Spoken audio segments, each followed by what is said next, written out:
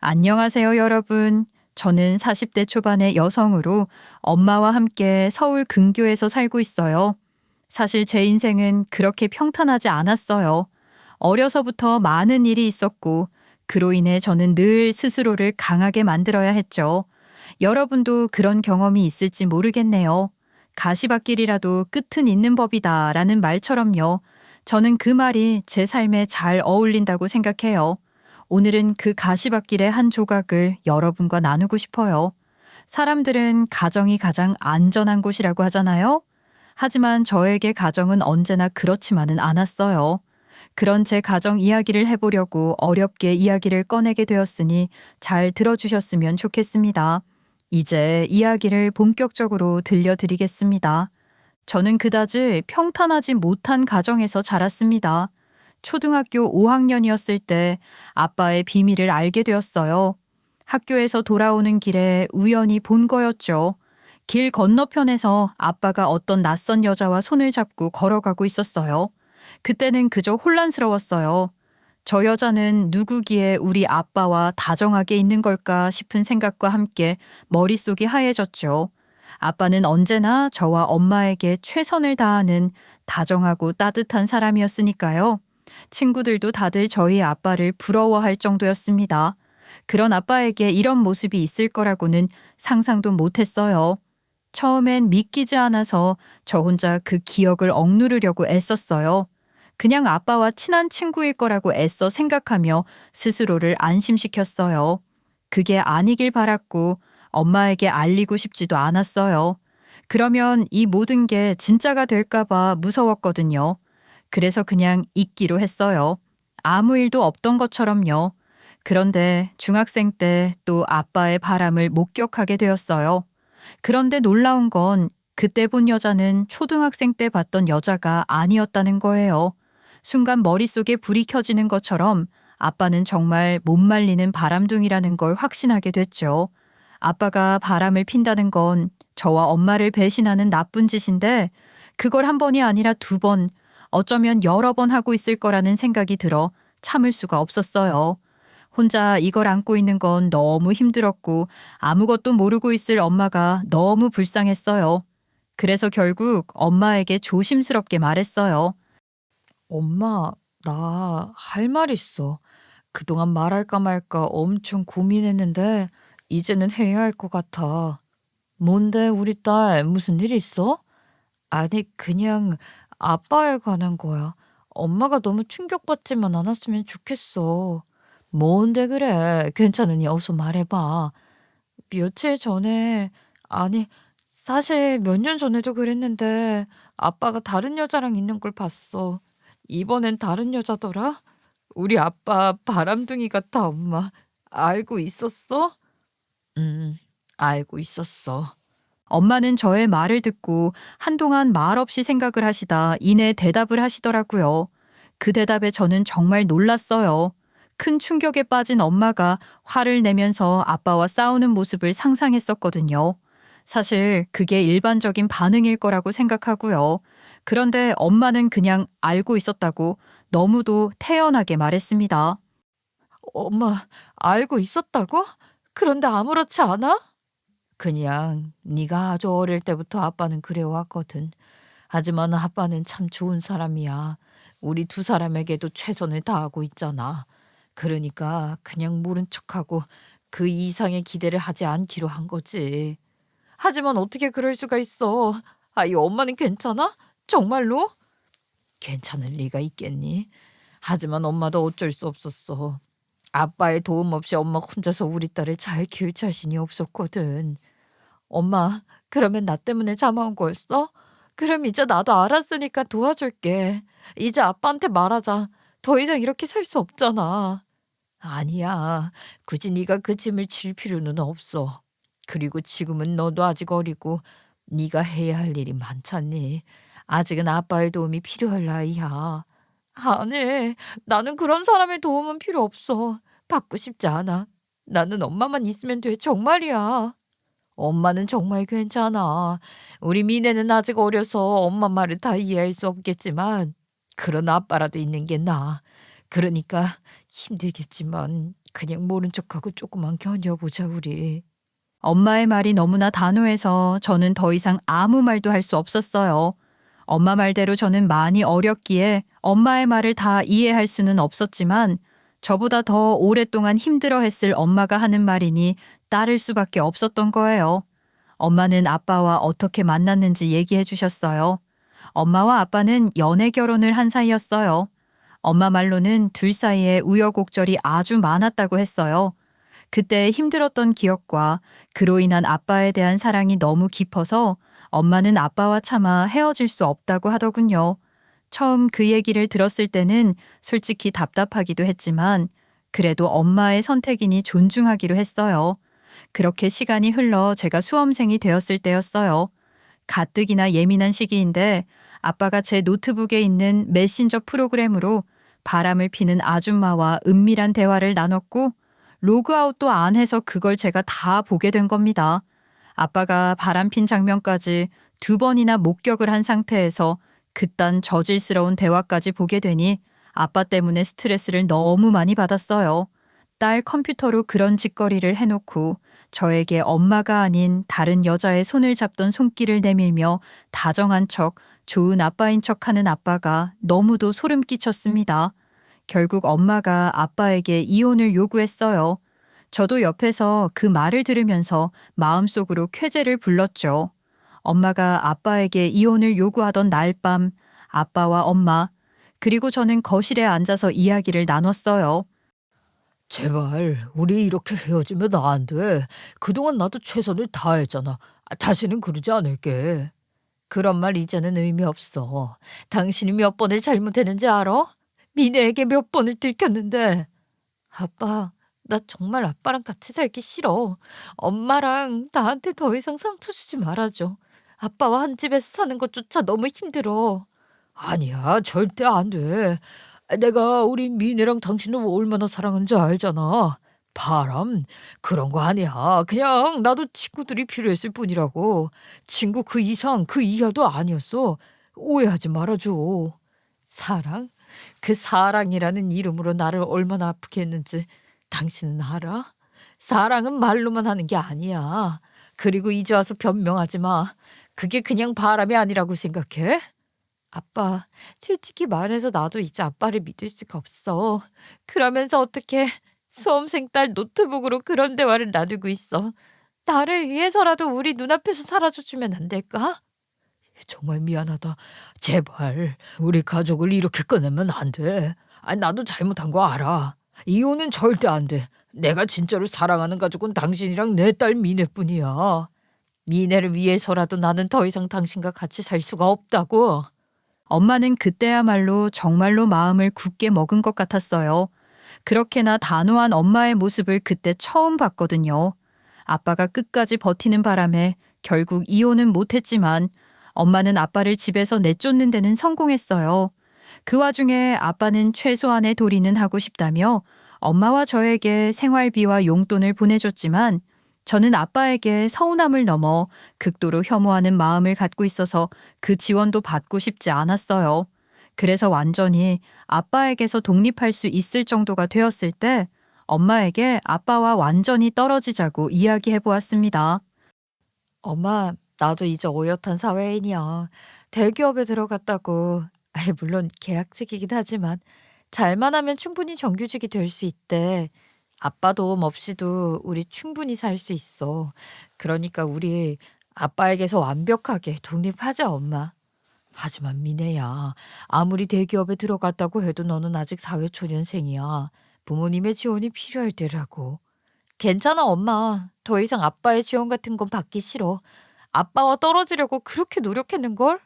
엄마는 결국 제 결정을 존중해 줬어요. 그렇게 엄마와 저는 둘이서 생고생하며 살기 시작했어요. 아빠에게서 완벽하게 독립해 보니 생활은 팍팍했지만 그래도 마음만은 조금 편해졌어요. 제가 극도로 혐오하는 아빠의 그림자에서 벗어난 느낌이었거든요.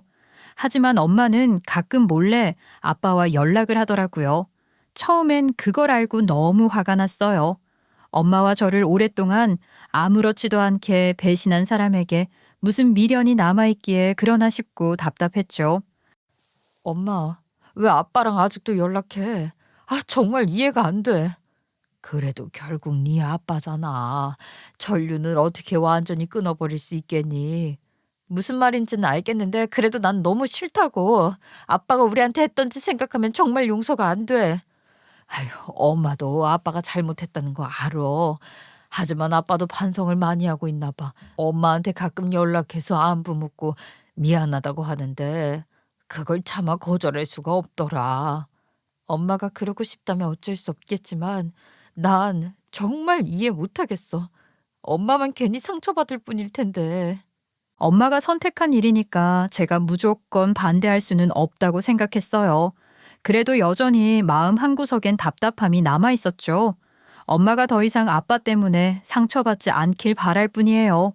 그렇게 엄마와 저는 서로의 무게를 덜어줄 수는 없더라도 함께 버티고 살아가고 있었어요. 앞서 들으셨다시피 저는 대기업 계약직으로 들어가 정직원이 되기 위해 정말 열심히 일했어요. 아빠에게 보란 듯이 당신의 도움 없이도 우리끼리 잘 지낼 수 있다는 모습을 보여주고 싶었고 엄마에게도 든든한 딸이 되고 싶었거든요. 하지만 2년마다 계약 연장만 할 뿐 정직원이 되진 못했습니다. 그래도 제 일에 대해서 긍정적으로 검토하고 있다고 하니 기대를 완전히 놓지는 않았어요. 그 기대 하나로 버텼거든요. 그리고 그 회사에서 만난 타부서 대리님과 비밀 연애를 하게 되었어요. 그분은 제가 씩씩하고 야무진 모습이 좋다고 했더라고요. 저도 대리님이 항상 저를 챙겨주는 모습에 마음이 갔고요. 정규직과 계약직이 사내 연애를 한다는 소문이 나면 여러모로 서로 불편해질까봐 비밀 연애를 했었습니다.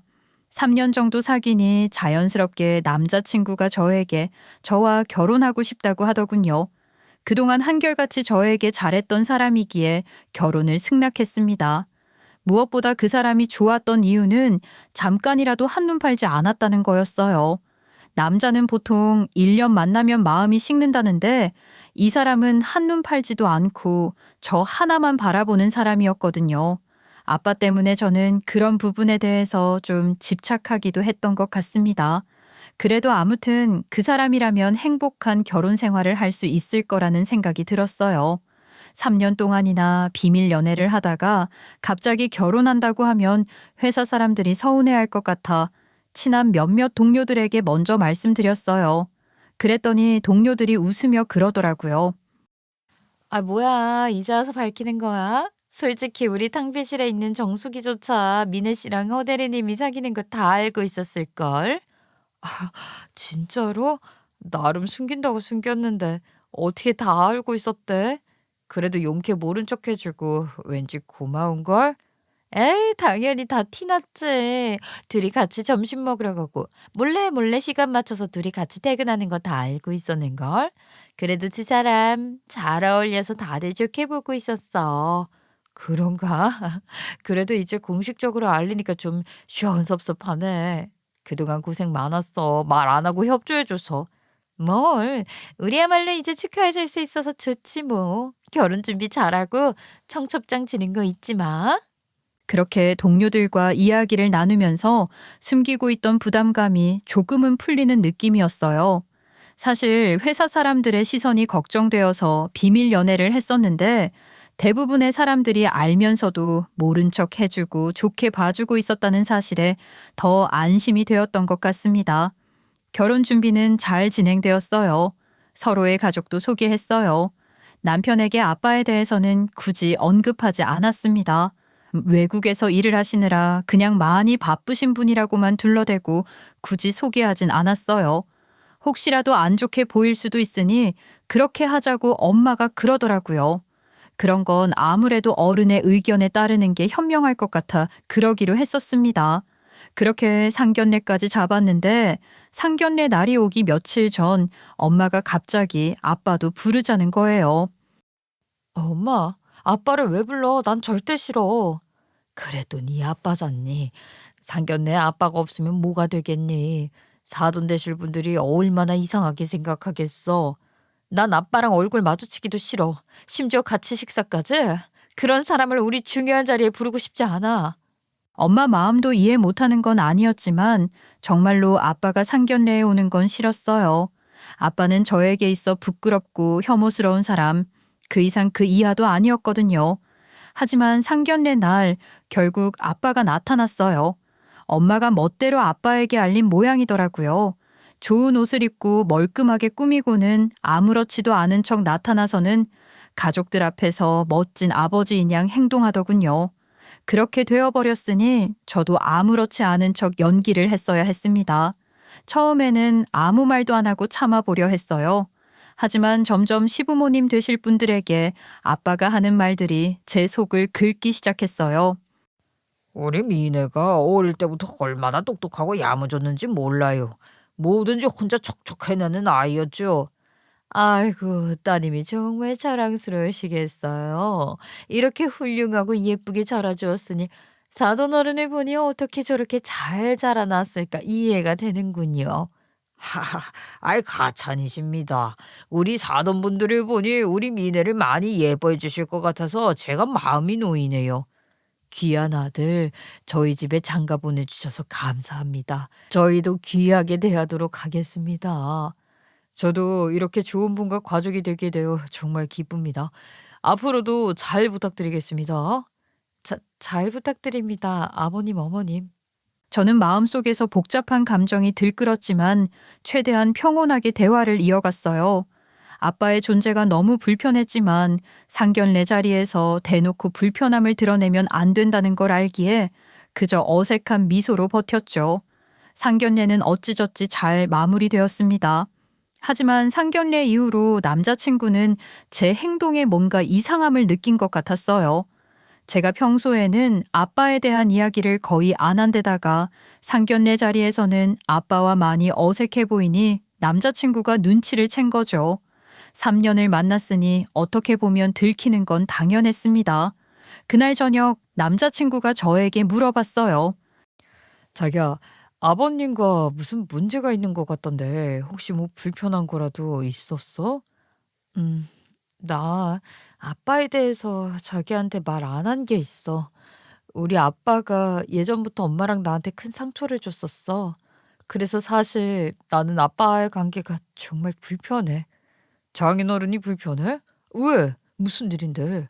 혹시 오래된 일이야? 생각해보니 자기가 장인어른 이야기를 거의 안 한 것 같아.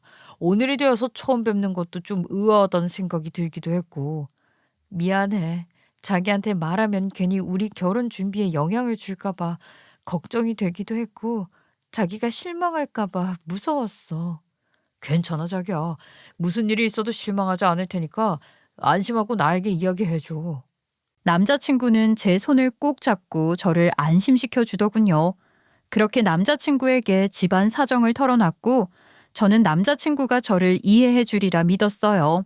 정말 다행스럽게도 남자친구는 그동안 마음고생 많이 했겠다며 저를 위로해주고 이해해 주었습니다. 그렇게 별일 없을 줄 알았는데 문제는 그 후에 벌어졌어요. 남자친구가 그 이야기를 예비 시어머니에게 말한 거예요. 예비 시부모님의 눈치가 얼마나 빠르신지 남자친구에게 저와 저희 아빠가 어딘가 불편해 보였다며 넌지시 물어보랬다고 해요. 그런데 남자친구가 말을 어떻게 전한 건지는 모르겠지만 많이 화가 난 상태에서 연락을 하시더군요. 예비 시어머니에게 좀 만나자는 연락을 받고 만나서 이야기하게 되었습니다. 다름이 아니라 네 아버지에 대해서 동지한테 이야기를 들었어. 아버지가 바람을 피우고 가족을 제대로 돌보지 않았다면서. 게다가 바람을 피운 적이 한두 번이 아니라면서. 네, 그렇습니다. 많이 부끄러운 일이지만 사실이에요. 아이, 그래서 말인데 미안하지만 나는 말이다. 바람둥이 딸을 며느리로 들이고 싶지 않아. 우리 아들이랑 헤어져 줬으면 좋겠구나. 어머님, 저는 아버지와 연을 끊고 산지 한참 됐어요. 게다가 동재 씨와는 3년 동안 만나면서 한 번도 한눈 판 적 없고요.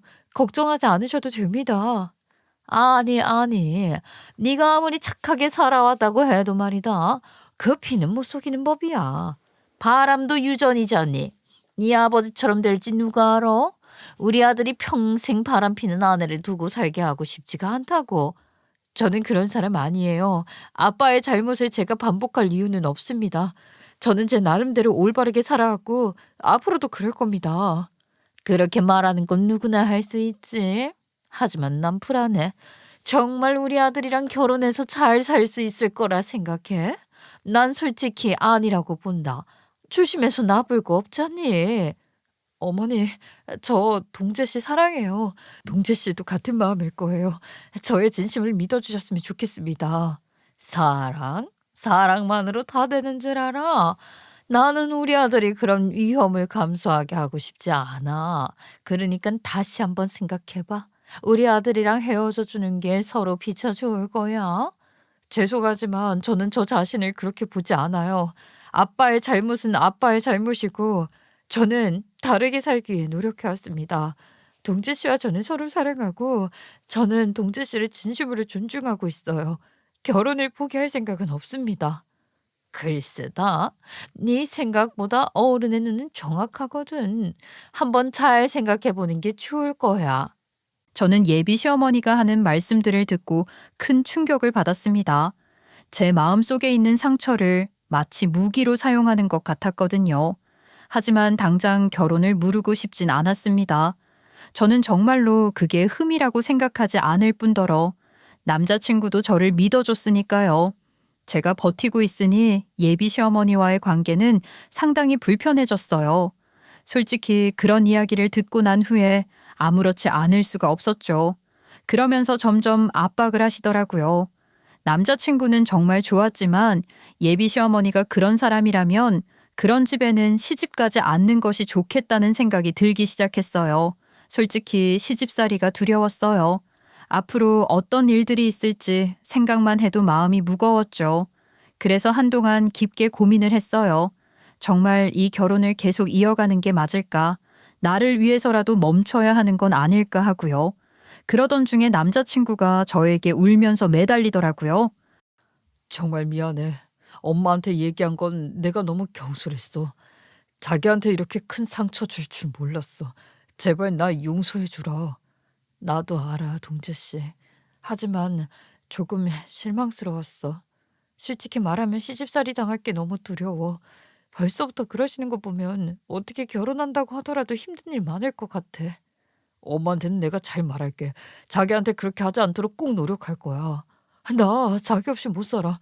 우리 같이 잘해보자. 응? 정말 그럴 수 있을까? 어머님께서 나를 그렇게 안 좋아하시는데 나중에 더 힘들어지면 어떡해. 내가 옆에 있을게. 항상 자기를 지킬 거야. 엄마도 결국엔 자기를 받아들이실 거라고 믿어. 자기가 좋은 사람이라는 건 내가 얼마든지 보장할 수 있어. 그러니까 우리 포기하지 말자. 그래, 자기가 그렇게 말해주니까 조금은 마음이 놓인다. 물론이지.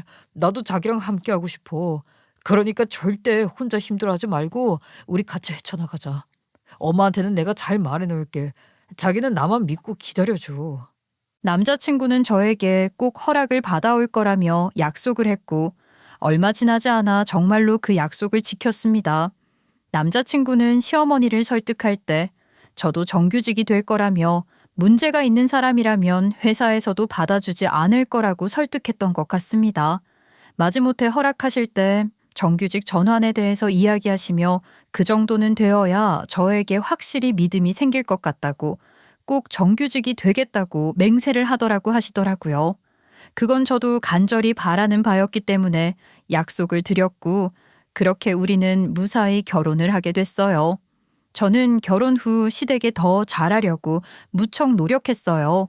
시어머니와의 불편함을 없애기 위해서라도 저는 주말마다 시댁 세탁소 일을 도와드렸어요. 시부모님은 오랫동안 세탁소를 운영해왔거든요. 사실 제가 일을 잘 하지는 못했어요. 익숙하지 않은 일이라 실수도 잦았죠. 하지만 시댁분들과 많은 시간을 보내면서 가까워지기 위해서라도 저는 일부러 세탁소에서 작은 일이라도 도와드리려고 했어요. 어렵게 결혼 허락을 받은 만큼 저도 나름대로 잘 지내보려고 정말 많이 노력한 거였어요. 그러다 보니 점점 시부모님이 저에게 마음을 여시는 모습이 느껴졌죠. 하지만 결국 저는 시댁의 기대와는 다르게 정규직이 되지 못했어요. 정규직 전환을 해주겠다는 말만 믿으며 열심히 일했지만 끝내 정규직으로 전환되지 못한 거예요. 그로 인해 시댁에서의 상황이 더 어려워졌어요. 시어머니는 저를 못마땅해 하며 정규직이 되지 못한 것을 두고 약속을 지키지 않았다며 날카로운 말들을 던지곤 하셨어요. 그때부터 고된 시집살이가 시작되었어요. 특히 힘들었던 건 세탁소 일이었어요. 결혼 후에 시부모님과 가까워지기 위해 가끔씩 도와드리기 시작했던 세탁소 일을 이제는 반강제적으로 도와드리게 된 거예요. 세탁물 배달과 시부모님 식사 배달 등을 저에게 일임하셨어요. 아니, 배달 좀 빨리빨리 하지 못해? 약속을 못 지켰으면 이런 거라도 제대로 해야지. 대체 뭐 하는 거니? 죄송해요, 어머니. 제가 아직 이쪽 동네 질이 익숙하지 않아서 더 잘하려고 노력할게요. 노력만 하면 뭐하나, 결과가 좋아야지. 이래서 정규직도 못 된 거야. 뭐하나 제대로 하는 게 없으니까. 저는 그 말을 들으면서도 꾹 참았어요. 시댁 사람들과 가까워지기 위해서는 제가 더 열심히 해야 한다고 생각했거든요. 하지만 솔직히 마음 한구석에서는 억울함과 분노가 차오르는 걸 느꼈어요. 제가 이만큼 노력하는데도 왜 아무도 저를 인정해주지 않는 걸까 싶었어요. 하지만 거기서 시부모님께 불만을 보였다간 오히려 사이가 더 악화될 수 있으니 저는 항상 미소를 지으며 시부모님을 대했습니다. 하지만 제 진심을 무시하고 있었던 거죠. 그러던 와중에 세탁소도 점점 어려워지기 시작했어요. 요즘 코인 세탁소가 많아지면서 시댁 세탁소의 매출이 점점 떨어지기 시작한 거예요. 매출이 떨어지니 월세도 밀리기 시작했고 시부모님은 그로 인해 매일 스트레스를 받으셨어요. 남편도 어떻게든 도와드렸지만 상황은 나아지지 않았어요. 밑 빠진 독에 물 붓는 느낌이었죠. 세탁소 운영은 점점 더 힘들어졌고 건물주와의 갈등도 계속되었어요. 아이, 또 건물주가 월세 얘기 꺼내더라. 도대체 이게 얼마나 밀린 거냐고. 아유, 그러게 말이야. 요즘 세탁소도 장사가 안 되니 원. 다 저 며느리 때문이야. 제대로 도와주질 않으니 이 모양이지. 너 때문에 얘 우리 세탁소가 형편없다는 소문이 난 거라고. 어머니, 저도 열심히 하고 있는 걸요. 이게 다 제 잘못이라고 하기는 좀 억지라고 생각합니다. 뭐? 억지? 얘 좀 봐. 네가 제대로 못하니까 이렇게 된 거잖아. 하여간에 애초에 그런 허무맹랑한 약속을 믿는 게 아니었는데. 아이고. 엄마, 이 사람한테 너무 그러지 마세요. 나름대로 정말 열심히 하고 있잖아요. 항상 식사도 직접 잘 챙겨드리고 얼마나 정성인데요. 열심히? 열심히 해서 이 꼴이니? 그까지 밥이야. 우리도 얼마든지 알아서 잘 챙길 수 있다. 그게 뭐 대수라고. 솔직히 그런 말을 들으면서 너무나 힘들었어요. 제가 정규직이 되지 못한 것도 모자라 이제는 세탁소 일까지도 잘하지 못한다며 구박을 받는 상황이 너무나 괴로웠어요. 시부모님이 매출이 떨어지고 경제적으로 어려워진 것에 대한 화풀이를 저에게 하는 것 같았어요. 그런 어이없는 상황들이 매일같이 반복되었죠. 그렇지만 저는 포기하지 않으려고 했어요. 어렵게 결혼을 허락받았고 남편과 함께 잘 살아보겠다고 결심했으니까요. 시댁에서 힘들게 하는 상황 속에서도 어떻게든 잘 지내보려고 노력했어요. 어떻게 하면 세탁소를 불황 속에서 살릴 수 있을까 고민도 많이 했고 시부모님께 조언도 많이 드렸지만 매번 외면당하기 일쑤였지만요. 좀 상황이 나아지면 좋겠으련만 설상가상으로 아빠가 암에 걸렸다는 소식이 들려왔어요. 게다가 아빠가 엄마에게 병간호를 해달라고 찾아왔다는 거예요. 저는 엄마에게 그 이야기를 듣고 절대로 해주지 말라고 했어요. 아빠가 암에 걸린 건 자업자득이라고 생각했거든요. 그동안 우리 가족을 힘들게 했던 사람인데 이제 와서 도움을 요청하는 게 이해가 안 됐어요. 그런 사람이 어떻게 되든 엄마도 이제 더 이상 신경 쓰지 말고 내버려뒀으면 좋겠었어요. 엄마, 절대 아빠 도와주지 마. 암에 걸린 거? 자업자득이야. 우리 힘들게 했던 거 생각해봐. 그래도 네 아빠가 불쌍하지 않니? 아무리 그래도 한때는 내 남편이었고 네 아빠였잖니. 안 도와주면 나중에 내가 후회할 것 같아. 저는 엄마가 너무 답답했어요. 대체 사랑이 뭐라고 무슨 미련이 남았다고 저렇게까지 하는지 이해가 되지 않았어요. 하지만 엄마는 결국 아빠 병간호를 하기로 결심하셨어요. 저는 그런 엄마가 정말 이해되지 않았지만 천륜이라는 게 뭔지 결국 한 번 아빠를 보러 병원에 가게 되었어요. 병원에 가서 병실 문을 열었을 때 침대에 누워있던 아빠가 저를 보고 반갑게 제 이름을 부르셨어요. 아이고, 우리 미네 왔구나. 이렇게 와줘서 고맙다. 그냥 엄마가 오라고 해서 온 거예요. 아무튼 와줬잖니. 네가 이렇게 와주는 것만으로도 내가 얼마나 힘이 나는지 몰라. 저한테 그렇게 말하지 마세요. 솔직히 아직도 마음이 불편해요. 아빠가 우리한테 했던 일들 생각하면 아빠 암 걸린 것도 솔직히 저는 벌 받는 거라고 생각하거든요. 그래, 네 말이 맞아. 나도 내가 벌 받는 거라는 생각 많이 했다. 하지만 그 덕분에 이렇게라도 우리 딸 얼굴을 제대로 볼 수 있게 되지 않았니? 나는 그것만으로도 족하다. 혹시라도 제가 아빠를 용서했다고 생각하지 마세요. 그래, 이해한다. 절대로 용서하지 마렴. 그냥 그래도 가끔 이렇게 보러 와줬으면 좋겠구나. 저는 더 이상 아무 말도 할 수 없었어요. 그냥 그 자리에 서서 아빠를 바라보기만 했어요. 바람둥이 아빠라도 그 사람은 여전히 제 아빠였나 봐요. 마음속 깊은 곳에서는 아빠를 완전히 미워할 수 없었던 거예요. 그런데 그 와중에 시어머니는 저에게 혹시라도 남편에게 손 벌릴 생각은 하지 말라고 하셨어요. 가뜩이나 심란한 마음에 그런 말을 들으니 정말 상처가 됐어요. 아빠의 병간호로 이미 힘든 상황인데 시어머니는 위로 한마디 없이 부담 주지 말라는 말씀만 하셨거든요. 그동안 시댁에서 인정받기 위해 노력했는데 이런 말을 들으니 모든 노력이 헛되게 느껴졌어요. 가족으로서 조금의 이해나 따뜻한 말 한마디 기대한 제가 바보 같았나 싶더라고요. 아이, 너희 아버지 아프시다며. 암? 그거 돈 많이 드는 거 아니냐? 우리 아들한테 손 벌릴 생각은 추호도 하지 마라. 우리 세탁소도 이렇게 힘든데 아이, 그런 사람까지 신경 쓸 여유는 없어. 너희 집 일은 너희가 알아서 해. 어머니, 남편에게 손 벌릴 생각은 없어요. 친정일은 제가 알아서 할 거예요. 아이, 그 말은 그렇게 해도 모르지. 나중에 몰래 도와달라 할 수도 있는 거잖아. 그런 짓은 절대 안 돼. 우리 집 사정도 넉넉지 않다는 걸 네가 알잖아. 저도 충분히 알고 있다고요. 걱정하지 않으셔도 돼요. 그래, 네가 그렇게 말을 하니 믿어보긴 하겠지만은 괜히 우리 아들 힘들게 하는 일 없도록 해. 네, 알겠습니다. 시부모님은 저희 아빠를 사돈어른이라고 부르지도 않고 너희 아버지라든가 그 사람이라고 말했습니다. 시부모님은 그런 족속들, 즉 저희 아빠처럼 바람피는 족속들을 아주 싫어한다고 하셨으니 사람 취급을 안 해줬어요. 틀린 말은 아닌데다 저도 저희 아빠를 싫어하니 할 말은 없습니다만 시부모님이 그러시니까 또 기분이 이상하더군요. 게다가 그런 아빠를 돌볼 때 남편에게 손 벌릴까봐 미리 경고하시는 말까지 솔직히 그 말을 듣고 너무 서운했어요. 저는 그럴 생각이 전혀 없었거든요. 아무리 세탁소 운영이 힘들다고 해도 굳이 그런 말을 해야 했을까 싶었어요. 그래도 그나마 다행이었던 건 남편만큼은 저에게 빈말이라도 응원의 말 한두 마디씩 해줬다는 거예요.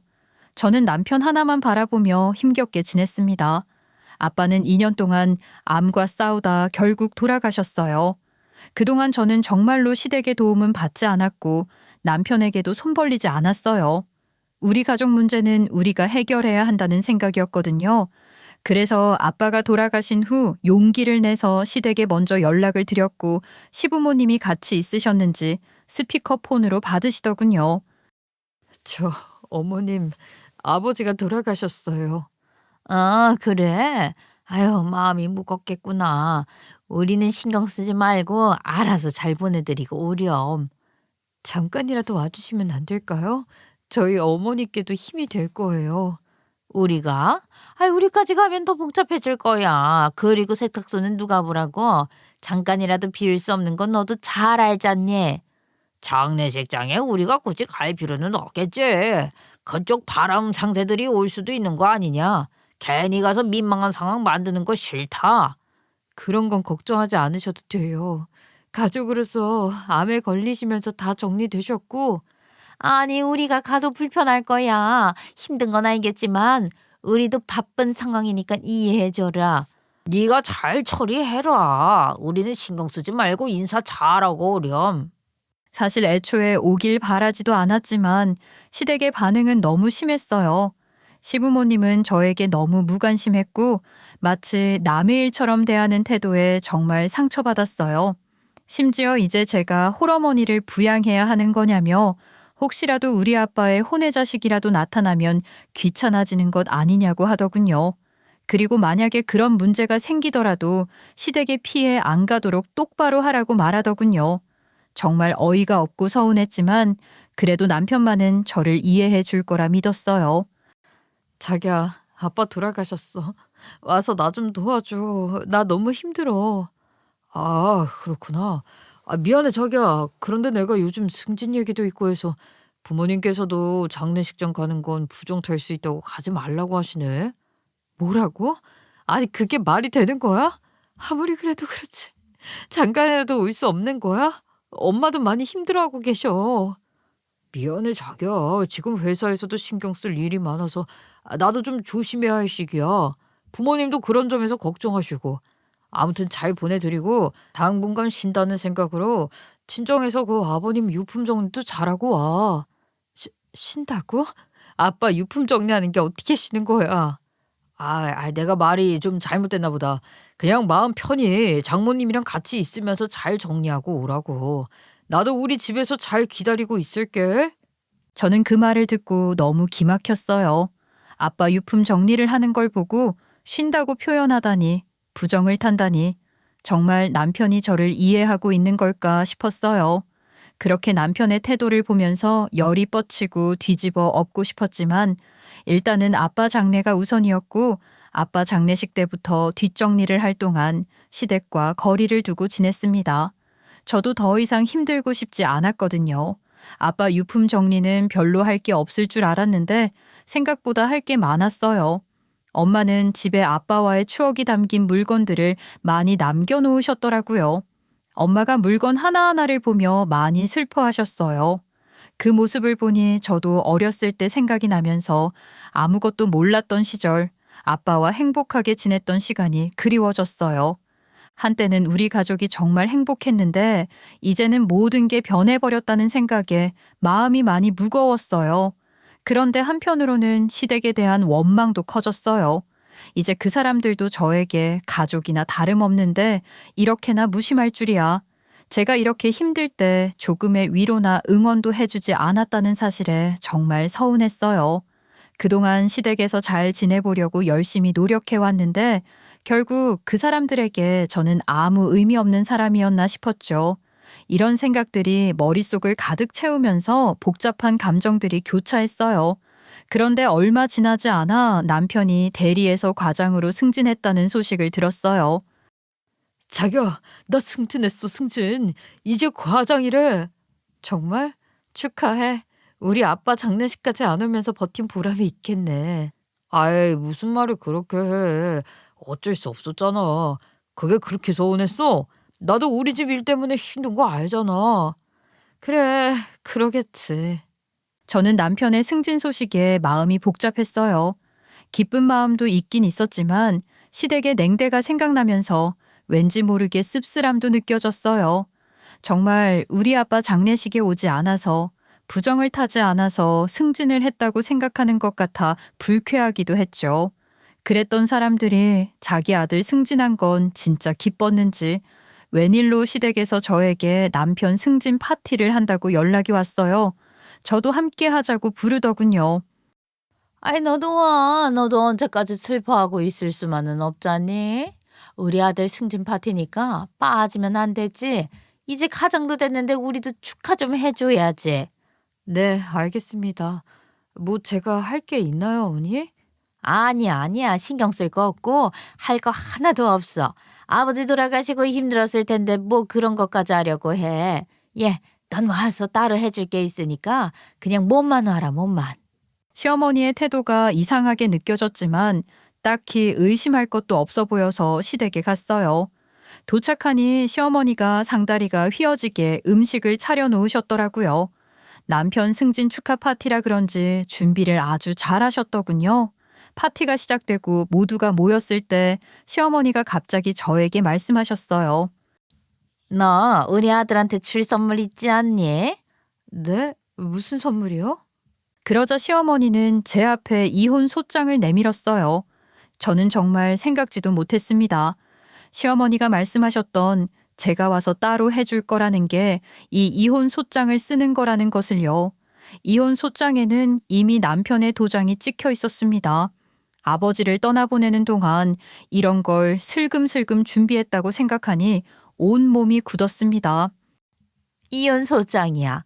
아들 승진 선물로 주려면 도장 좀 찍어줘. 우리 아들 이제 잘 나갈 텐데. 네 막장 친정 때문에 더 이상 고생하게 할 수 없잖아. 너도 알지? 네 친정 문제로 우리 아들 발목 잡게 두진 않을 거야. 이게 무슨 말씀이세요? 갑자기 왜 이혼 소장을? 갑자기라니. 우리 아들은 이제 출세길을 걷고 있어. 그런데 네 친정은 어수선하게 짝이 없잖아. 그게 우리 아들에게 짐이 될 거라고 생각하지 않아? 너도 알지? 너희 같은 집안에 얽혀 있는 게 우리 아들한테 얼마나 해가 되는지. 그래, 이게 다 우리 아들 위해서야. 너도 이 정도는 이해해야지. 우리가 너한테 뭘 큰 기대를 했겠나만 이제는 정리할 때가 된 것 같아. 여보, 진짜 이게 당신도 원하는 거야? 그동안 이런 거 준비하고 있었어? 부모님 말씀이 틀린 거 하나 없잖아. 나도 당신 입장 이해는 하지만 현실적으로 생각해줬으면 좋겠어. 정말 미안해. 다들 진심이세요? 정말로 이혼을 원하시는 거냐고요? 뭘 그렇게 망설이니? 얼른 챙겨가서 도장이나 찍어. 깔끔하게 정리하자고. 저는 마지막으로 시부모님에게 정말 진심이냐고 물어봤습니다. 그래도 함께한 시간이 있는데 저도 화 한 번 안 내고 반항 한 번 안 하고 그렇게 노력했는데 그걸 안다면 진심으로 그러진 않을 거라는 일말의 희망을 갖고 물어봤어요. 하지만 시댁 사람들의 반응은 단호했어요. 남편까지 완벽하게 저를 외면하더군요. 그러자 저는 순간 정신이 아주 맑아졌습니다. 그동안 저도 진실을 외면하며 어떻게든 시댁과 남편에게 기대를 걸고 살아왔었는데 이런 식으로 진실을 제대로 마주하게 되니 오히려 상쾌해지더라고요. 전 그러시면 원하시는 대로 해드릴게요. 하지만 저도 준비한 게 있어서 보여드리려고요. 그러면서 제가 준비해온 서류를 꺼냈어요. 바로 상속 문서였죠. 그동안 아빠를 인정하지 않았지만 저에게 남긴 건 정말 대단했어요. 바람둥이였던 우리 아빠는 사실 건물 한두 채가 아니라 상업거리 전체를 소유하고 있는 엄청난 건물주였거든요. 아빠는 돌아가시면서 그 상업거리, 즉 스트릿 전체를 저에게 상속해 주셨어요. 그 문서에는 아빠가 소유하고 있던 건물들의 목록과 상속 절차가 상세하게 적혀 있었고 저에게 넘겨지는 수익권도 명확히 명시되어 있었어요. 그제야 저는 아빠가 남긴 유산의 진정한 의미를 실감할 수 있었고 그 무게가 얼마나 큰지도 느꼈죠. 그래서 이걸 통해 이제라도 시댁에서 당당하게 설 수 있을 거라고 생각했어요. 어메, 이게 뭐야? 갑자기 무슨 서류를 꺼내는 거야? 보시는 바와 같습니다. 아버지가 남기신 상속 문서예요. 제가 이제는 부끄럽지 않은 며느리가 될 수 있을 것 같아서 챙겨와 봤는데 이거 다 소용없게 됐네요. 이게 정말 상속 문서라고? 잠깐. 아이고, 어머마야. 이게 건물이 몇 개야? 한두 개가 아니잖아. 네가 정말 이 건물의 주인이 됐단 말이냐? 너희 아버지가 아니 사돈 어른이 너에게 남겼다고? 네, 아빠가 돌아가시면서 이 상업거리를 저에게 물려주셨어요. 그래서 여기에 어머님 아버님 세탁소 옮겨드리고 짐을 좀 덜어드리고 싶었는데 하는 수 없네요. 이혼해 드릴게요. 그리고 저는 자리에서 일어났어요. 복잡한 표정으로 저와 문서를 번갈아 보던 시어머니와 시아버지, 그리고 아직 상황 파악을 제대로 못한 것 같은 남편의 모습을 보니 왠지 모를 불쾌함이 밀려왔어요. 그들의 반응이 너무 뻔했고 그저 저의 가치가 달라지자 태도를 바꾸는 모습이 씁쓸하게 다가왔죠. 그 순간 시어머니가 갑자기 제 손을 잡더군요. 어머, 아니야. 잠깐만. 나는 사실 말리려고 했다. 네 시아버지가 너무 확고해서 이렇게 된 거지? 아니, 우리 다시 한번 이야기해보자. 어? 갑자기 무슨 말씀이세요? 저에게 이혼 소장을 직접 내민 분은 바로 어머님이시잖아요. 아이, 우리가 아주 큰 실수를 며느리 너한테 한 것 같다. 지금까지 들은 말은 못 들은 걸로 해라. 우리 며느리랑 돌아가신 사돈의 깊은 뜻을 알지 못했네. 아이, 제발 우리 세탁소 내준다는 말은 제거해주면 안 되겠나? 아이, 우리 세탁소 하나만 내 건물에 내게 해줘라. 가족끼리 이렇게 돕고 살아야 하는 거 아니겠소? 우리 아들도 그렇고 우리 모두 너를 진심으로 생각하고 있어. 아유, 그럼 그래. 네 시아버지 말씀이 맞다. 내가 말 실수를 아주 크게 한 것 같구나. 그 이유는 없던 일로 하고 아예 머릿속에 잊어버려. 네가 우리한테 얼마나 중요한 사람인지 몰랐던 거야. 이제는 알겠어. 어? 그동안 힘들었던 건 다 잊고 새롭게 시작하자꾸나. 남편은 최소한의 부끄러움을 느끼기라도 하는지 여전히 아무 말도 하지 않았고 저는 그저 그 자리에 서서 그 인간들의 말을 듣고 있었어요. 이 상황이 정말 어이가 없었지만 어쩌면 예상했던 일일지도 몰라요. 가족이라고 하면서도 진정한 의미의 가족으로 대하지 않았던 그 인간들이 이제 와서 저에게 손을 내미는 모습이 정말 기가 막혔어요. 저는 그 모습을 보며 차가운 웃음이 나왔어요. 갑자기 이렇게 태도가 바뀌는 게 너무 뻔해 보였거든요. 남편이 계속 침묵을 지키자 시어머니와 시아버지는 남편에게도 닥달하기 시작했어요. 야야, 너도 가만히 있지 말고 우리 며느리한테 가서 말해봐. 멀쩡한 집안을 망칠 수는 없잖니. 아이, 맞다 우리 아들아. 네가 제대로 설득 좀 해봐라. 네 말은 들어줄 거다. 시부모님이 하도 닥달을 하자 남편은 서 있는 저를 애처롭게 바라보았어요. 저는 남편을 말없이 노려보았죠. 그러자 남편이 제 앞에 무릎을 꿇었어요. 자기야, 이혼은 없던 일로 하자. 정말 미안해. 부모님이 너무 확고하게 말씀하셔서 나도 어쩔 수가 없었어. 지금 와서 그게 뭔 소용이야. 우리 아빠가 돌아가셨을 때는 뭐 했는데? 그때 제대로 인사도 못 드린 게 도리가 아닌 것 같지는 않았어? 맞아. 내 잘못이었어. 그래서 이제라도 인사를 좀 드리고 싶어. 장모님 장인어른께 먼저 사과를 드린 게 순서인 것 같아서 납골당 주소 좀 알려줘. 남편의 말에 저는 잠시 생각에 잠겼어요.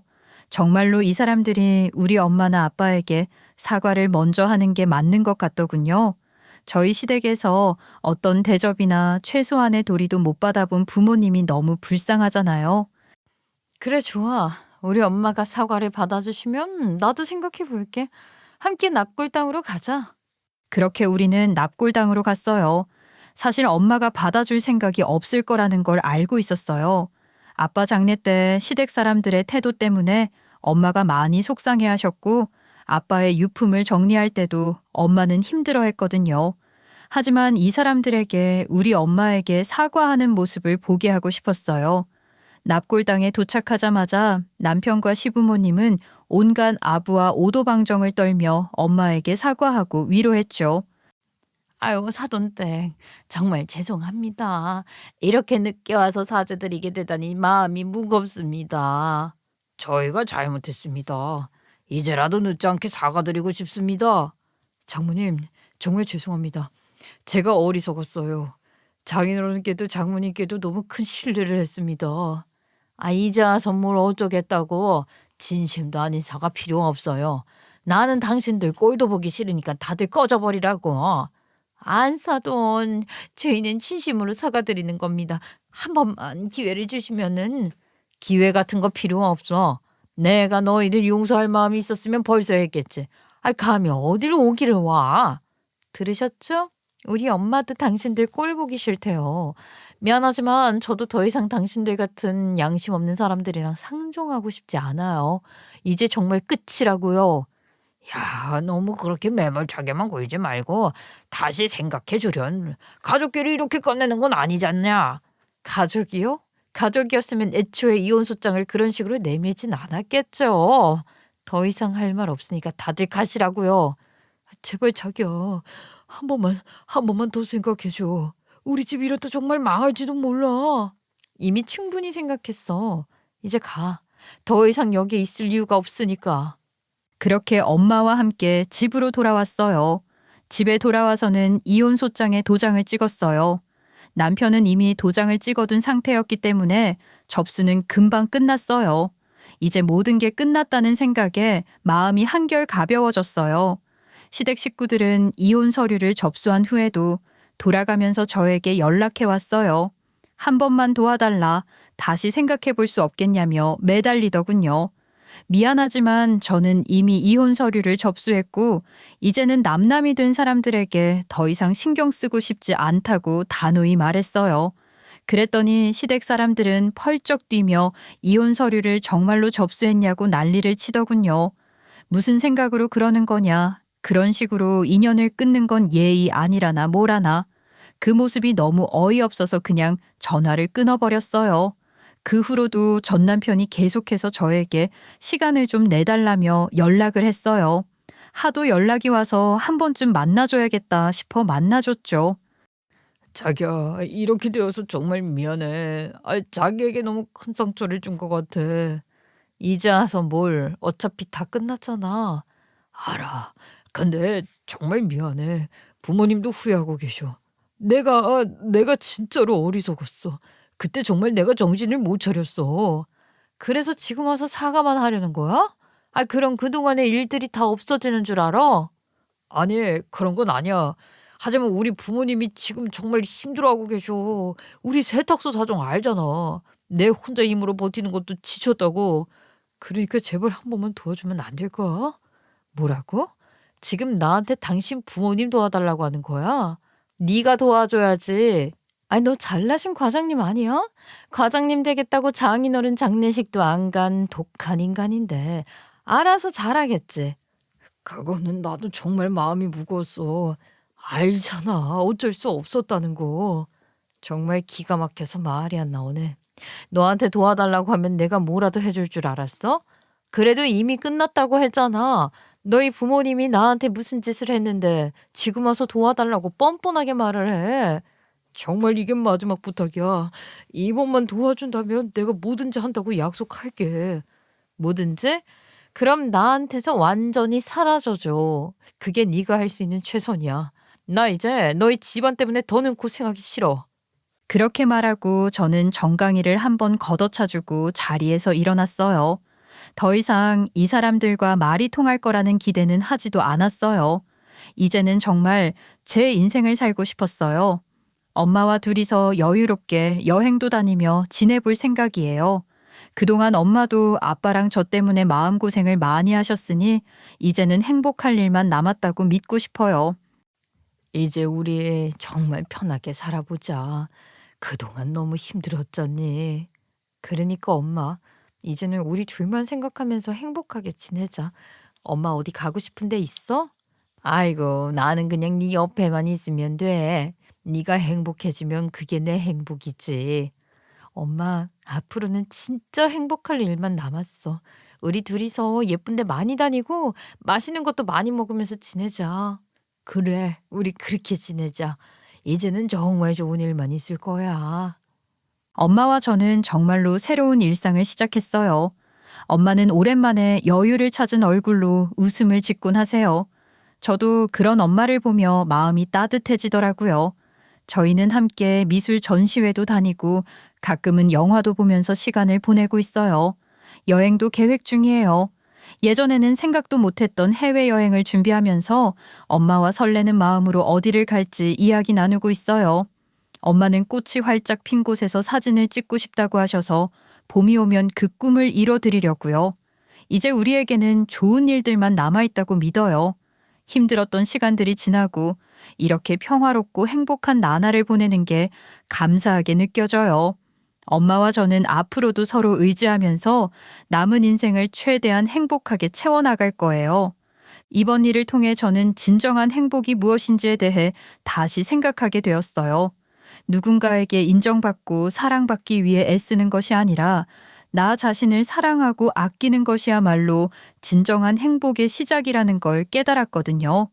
이제는 누구의 기대에 부응하려고 애쓰지 않고 오롯이 저 자신과 엄마의 행복을 위해 살아가고 싶어요. 그리고 그 과정에서 저 스스로도 더 많은 것을 배우고 성장할 수 있기를 바라요. 이 모든 것이 저의 새로운 시작이고 앞으로도 계속해서 나아갈 힘이 될 거라고 믿어요. 여러분도 저와 저희 엄마를 응원해 주셨으면 좋겠습니다. 들어주셔서 감사합니다.